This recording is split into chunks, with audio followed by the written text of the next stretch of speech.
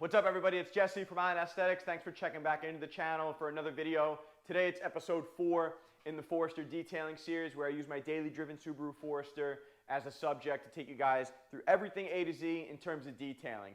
We covered a few basic things so far, including an introduction and brief history of the vehicle. We've done the basics of exterior detailing, and up third was the wheel and tire cleaning video. So today in the fourth installment, we're going over engine bay cleaning. Now, admittedly, this is not something that you'll do all the time. I wouldn't consider it necessarily like a basic or an essential. I mean, it is relatively easy, but just something good to have in your arsenal if you ever pop your hood and you're like, damn, that looks pretty gross in there, all right? Now, unfortunately, I did record the entire video, bring in the footage inside to cut up, and then realized there's no sound whatsoever. So I actually did a voiceover once I realized this, because I wasn't going to make my engine dirty again and then record another cleaning of it. So I do my best to cover the things that I think I went over during the raw footage and just communicate like what's the most important stuff and so on and so forth.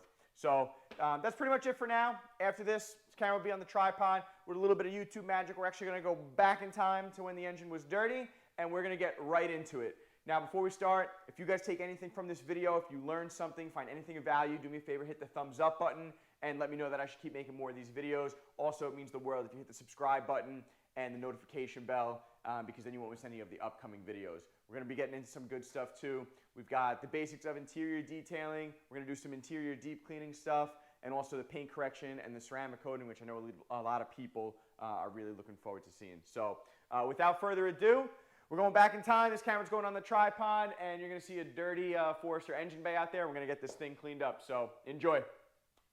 So we've got a pretty dirty engine bay here. I've had the car for 2 years, and I think I've only cleaned this engine bay maybe once or twice over that time.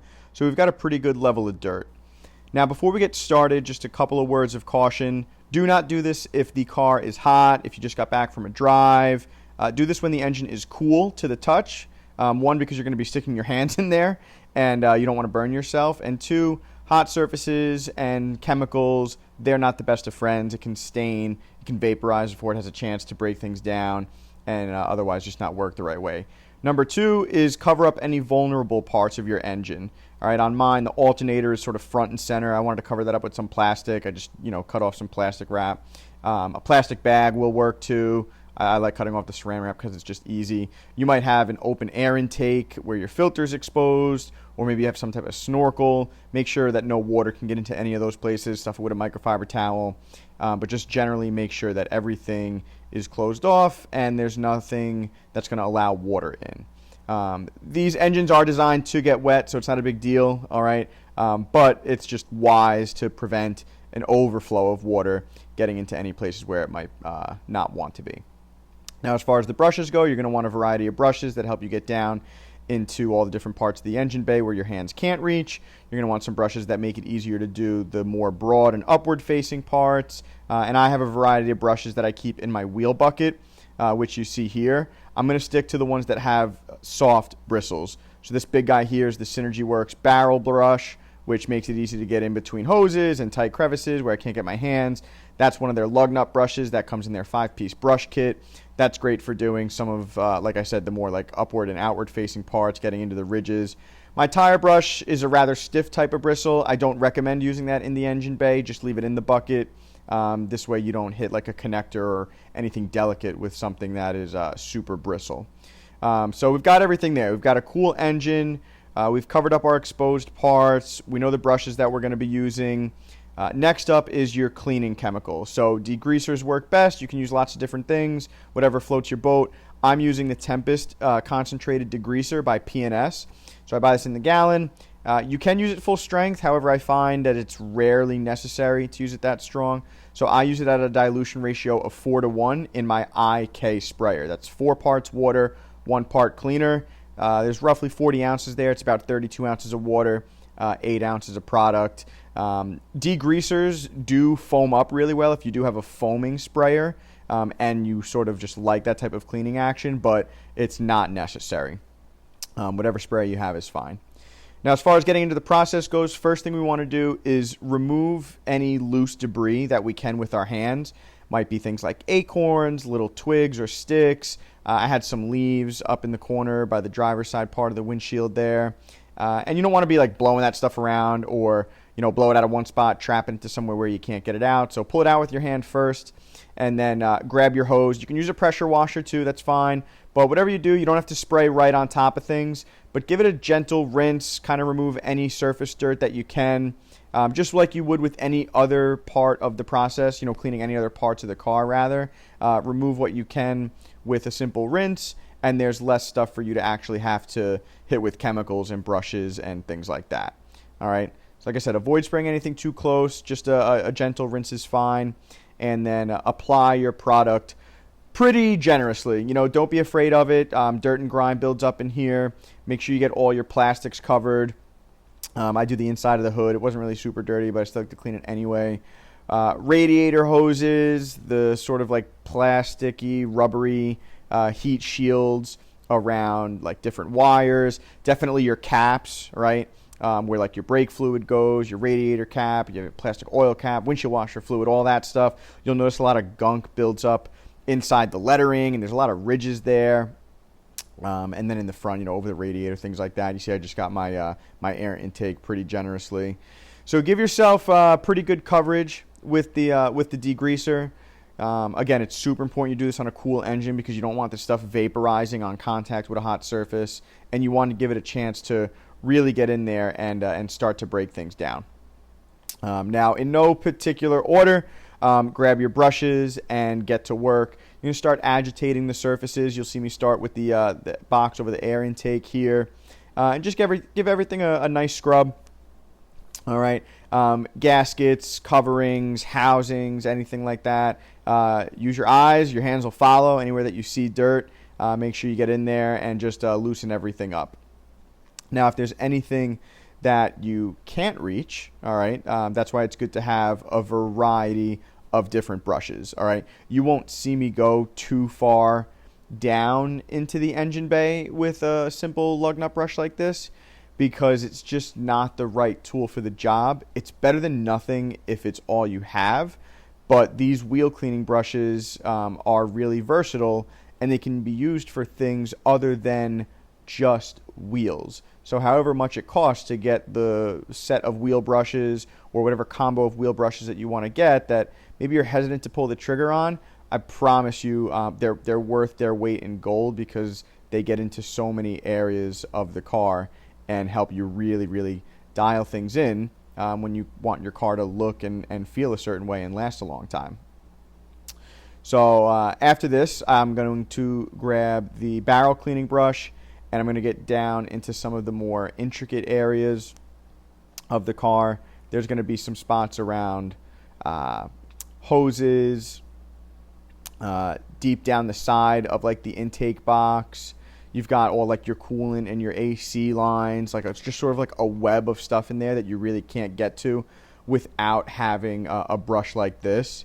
And what makes these brushes, so great for a job like this is they have this really, really thin shaft that kind of just goes from the handle upward, and that cone of bristles around it is so soft. So it just kind of contours to whatever sort of gaps it can find, and does a really, really good job of getting in there for the places that maybe you can't see exactly what's in there, or you can see it, but you just can't get in there with any other type of brush. So give your brushes, one final rinse just to kind of get any remaining dirt or debris out of them, and toss those buckets to the side. Get them back in your bucket or wherever you're putting them for the time being, and then we're just going to come in for a final rinse. All right. So again, hose or pressure washer doesn't really matter. Either one is fine. All that really does matter is that you're not spraying like right on top of things. Give yourself some distance. Start from the top down. All right, if you did your hood, make sure you get the inside of that first. Rinse down, and then get to the other parts of the engine bay, everything that you touched with your brushes there. Now, this next part is not totally necessary. However, it does make your life a hell of a lot easier, and that is forced air. So whether you have an air compressor or some type of blower, it makes the drying process easier. So rather than sitting and waiting for this to dry, you can dry it instantly. The Master Blaster Sidekick that I have here is about $100. I remember at the time I was kind of delaying purchasing one, and I thought it was expensive. And it was one of those things that when I got it, I kicked myself for not getting it sooner because it has so many versatile uses around the car, especially in the engine bay here. So if you have some forced air, go ahead and get your engine bay dry. Make sure there's no water standing in anywhere that you don't want it to be. All right, that's also something that contributes to rust and corrosion. And when you have everything dry, you could walk away. If you're a crazy person like me, you're going to want to dress and protect everything. There are dedicated dressings that you can get, and if you're into that stuff, go ahead. I know Meguiar's Hyper Dressing is a really popular one. All the manufacturers make good stuff. I simply use my Tire Shine. I have the Synergy Works Tire Shine, which is infused with silica dioxide. It's one of the active ingredients in ceramic coatings.